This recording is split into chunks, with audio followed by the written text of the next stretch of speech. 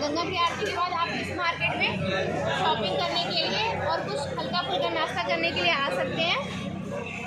बहुत ही reasonable price पे यहाँ पे सारे सामान अवेलेबल है। आप ज्वेलरी लेना चाहें, एक चाट, सब कुछ भी खाना चाहें,